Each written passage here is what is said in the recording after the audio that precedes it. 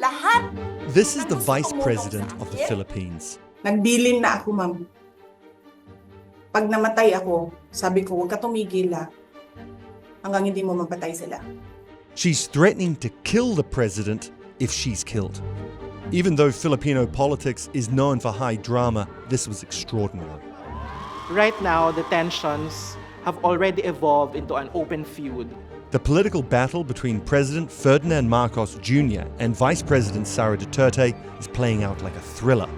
But there's more at stake than meets the eye. Filipinos understand the underdog situation that they're in terms of geopolitics. The Philippines is on the front line of China's territorial claims in the South China Sea and would play a major role in any US effort to counter a possible Chinese invasion of Taiwan. The Philippines is a key ally for the US here in Asia. It is located in a very strategic spot. But this alliance is under pressure as Sara Duterte backs closer ties with China, and her case is being helped by aggressive US tariffs. Well, President Trump says the US has reached that trade deal with the Philippines. Trump's presidency has upended just about every assumption you could have about America and the world. The Philippines sits in the middle of the China-US power struggle. Which way it swings will have consequences far beyond its borders.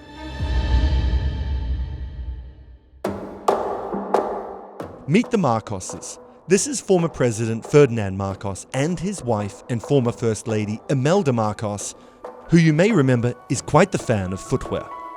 And this is their son, Ferdinand Marcos Jr., also known as the current President of the Philippines. Now meet the Dutertes.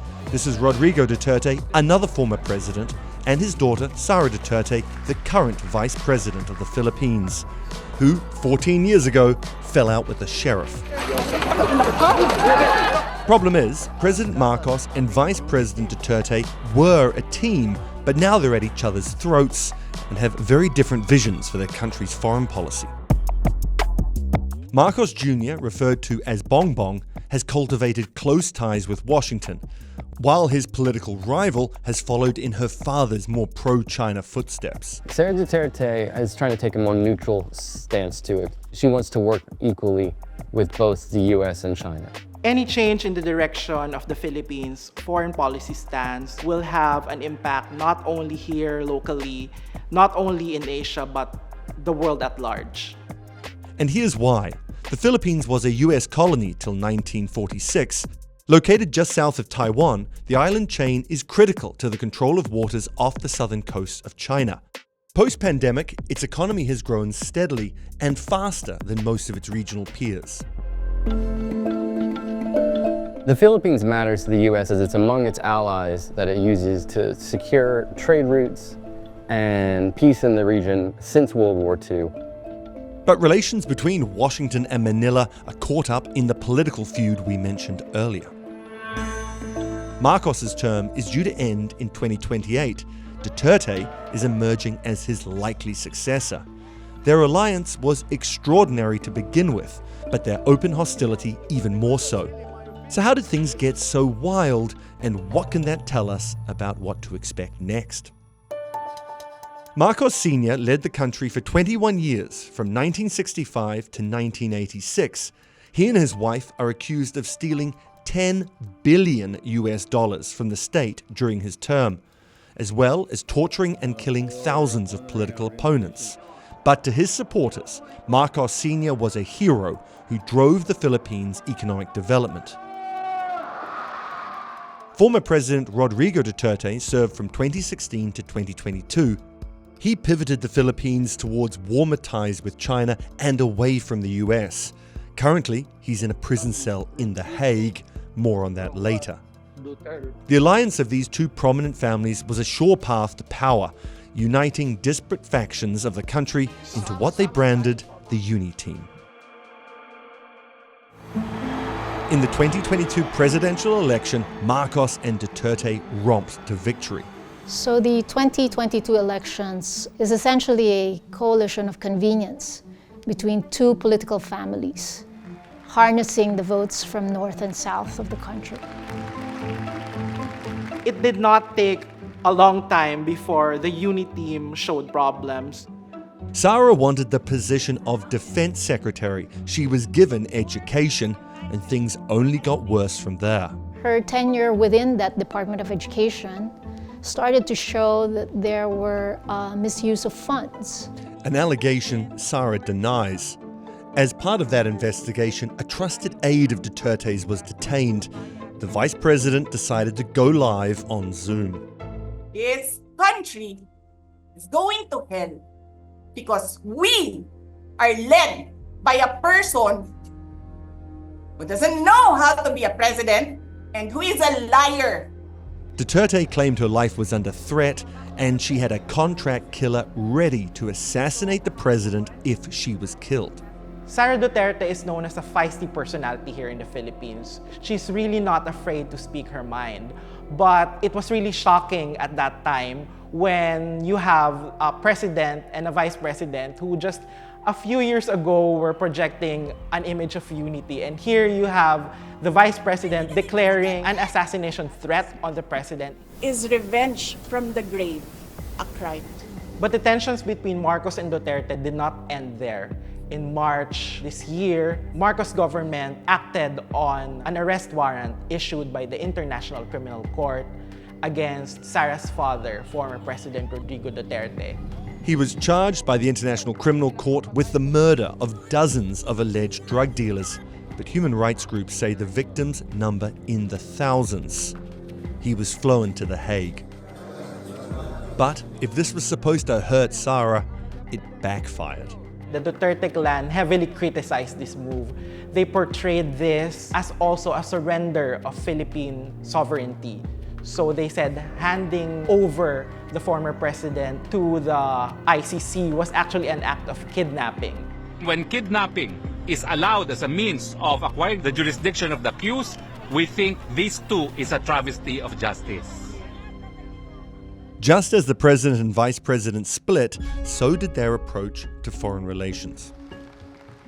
Under Marcos, the Philippines have allowed the U.S. to station more troops in more locations under their treaty agreements. There are now 9 locations in the Philippines, some of them very close to Taiwan, some of them facing the South China Sea, that the U.S. has access to and will rotate troops through, that will make investments, that will have a long-term presence. Since Ferdinand Marcos came to power, he has really shifted the relationship with China and, of course, has moved much closer to the US. Sara Duterte has been careful in portraying herself as pro-China. There is no reason for you to lean towards the US.